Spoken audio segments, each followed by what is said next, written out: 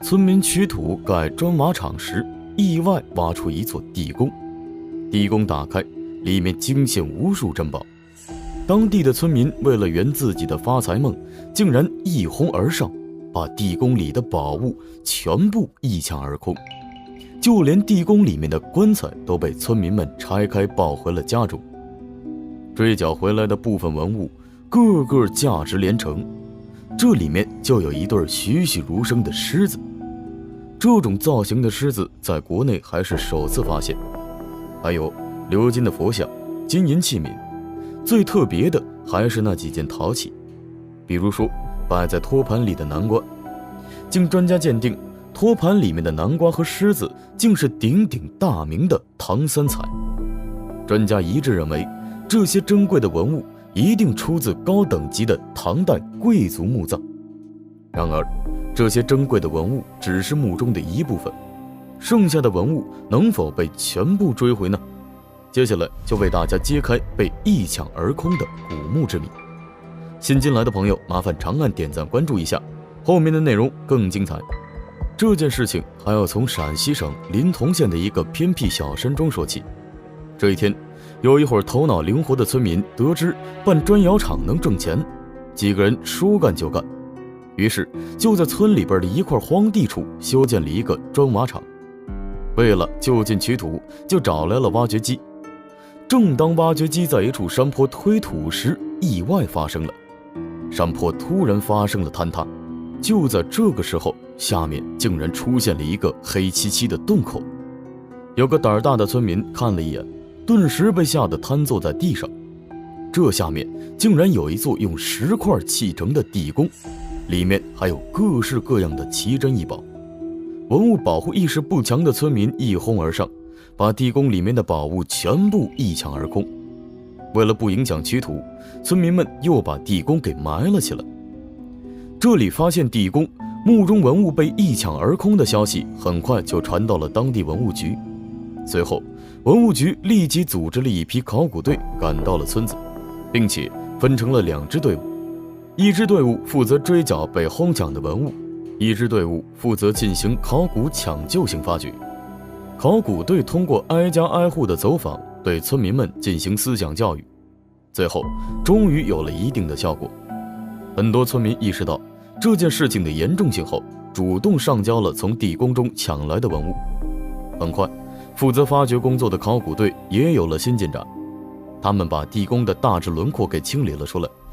一开始，考古专家们觉得这应该是一座古墓，因为这里有山有水，是一处绝佳的风水宝地，而且整个地宫建筑呈甲字形，有甬道和主墓室，还有枷锁的石门，种种迹象表明这就是一座典型的贵族墓葬无疑。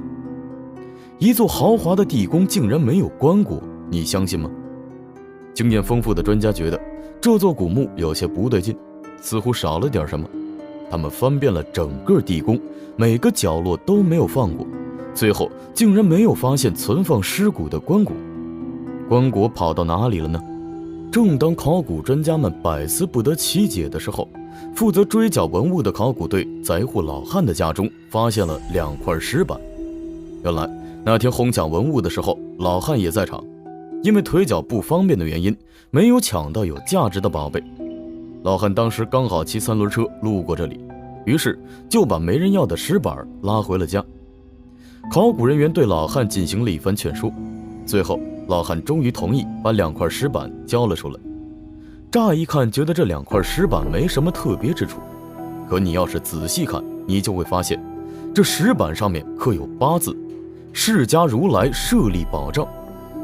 专家通过翻阅相关历史资料发现，佛家供奉舍利的最高礼仪就是将舍利放进舍利瓶中，再把装有舍利的舍利瓶放进金棺银椁里，然后再将金棺银椁放入一个大的石函中，这个大石函就被称作宝藏。也就是说，金棺银椁就藏在这2块石板中。可是专家翻找了好几遍都没有发现找到金棺银椁。这个时候专家意识到老汉肯定撒了谎，于是考古队再一次的对他进行了劝说。老汉眼看瞒不住了，就回到屋里，在床底下拿出来了一个包裹。专家打开包裹一看，里面真是金冠银果，而且下面还有一个鎏金底座，银果的四周雕刻着精美的佛像，而且还镶嵌着各式各样的玛瑙珍珠。打开银果的盖子以后，一个纯金打造的小金冠赫然出现在众人面前，这让跟文物打了一辈子交道的专家惊讶不已，因为这个金冠银果实在是太精美了。激动万分的专家决定把金冠银果带回博物馆进行更深入的研究。专家打开小金冠以后，果然和书中记载的一样，里面有一个绿色的玻璃瓶，而且还有14颗米粒般大小的舍利子。舍利子作为佛教的圣物，而且还是释迦牟尼的舍利子。这一发现一时间在考古界和宗教界引起了巨大的轰动。像这种十分珍贵的舍利子一般都会供奉在宝塔里面，怎么会出现在这偏僻的小山庄呢？为了揭开这一谜题，专家对地宫进行了更深入的发掘。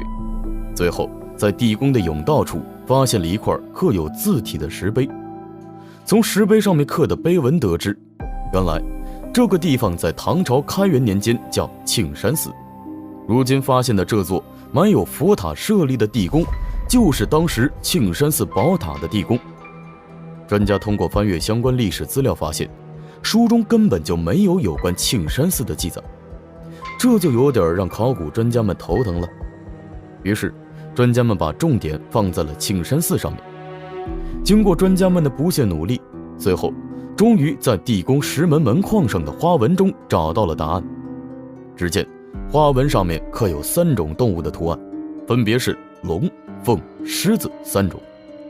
这3种动物在唐朝的宫廷建筑上面很常见，可要是说在一座佛塔建筑上面出现，那是十分罕见的。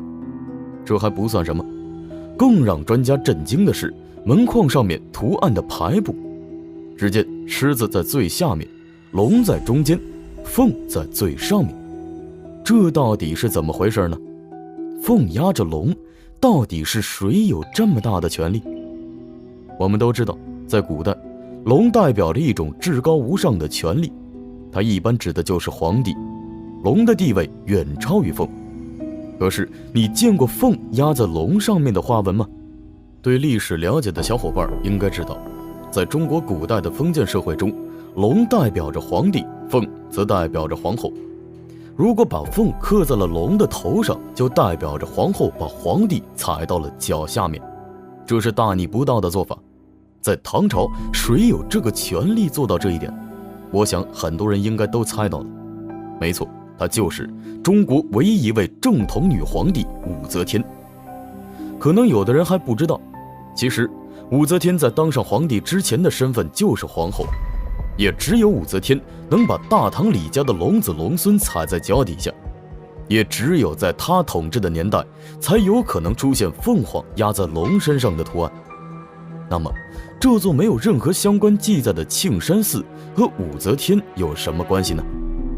专家通过翻阅新旧唐书发现，里面发生的一个事件瞬间引起了考古专家们的注意。这天是大唐垂拱2年的10月初5，长安新丰县发生了一件十分诡异的事情。原本晴朗的天空突然乌云密布，狂风暴雨，雷电交加，紧接着就是地动山摇，一场大地震爆发了。地震过后就发生了一件奇怪的事情，在新丰县南部的一片平原处，一夜之间竟冒出来了一座30多丈的大山，在大山的脚下还惊现了一个300多亩的大水池。原本发生大地震是一件十分不幸的事情，可以说当地的人们正处于水深火热的灾难中。可是武则天听后却哈哈大笑了起来，而且还把新丰县改成了庆山县。更令人疑惑不解的是，他竟然还在那座冒出来的山上修建了一座皇家寺庙。按常理说，发生地震是百姓的不幸，是一场灾难，可为什么武则天会这么的开心呢？原来武则天刚刚登基就发生了大地震，她把地震当成了自己登基的一种庆祝方式，所以才表现出来这么兴奋的。至于为什么要修建一座皇家寺庙，完全是一种政治需要，稳固江山的一种手段。我们知道，唐朝的皇帝刚开始是李姓，主要以道家创始人李耳的后代居多，所以李家执政的时候道教兴盛。后来武则天当了皇帝，就想把道家压下去，所以才大兴土木，修建了众多的寺庙和佛塔。至于为什么在史料中没有记载庆山寺，专家猜测很有可能是唐朝末年唐武宗李炎信奉道教，因为当时佛教寺院势力太大，李炎觉得皇权受到了威胁，于是就搞了一场灭佛行动，庆山寺也在其中。除了地宫下面埋的舍利子和部分珍贵文物外，其他的全被拆得一干二净。你认为村民们疯抢地宫中文物的这种做法对吗？欢迎留言评论。好了，本期视频到这里就结束了，记得长按点赞关注一下，咱们下期视频再见。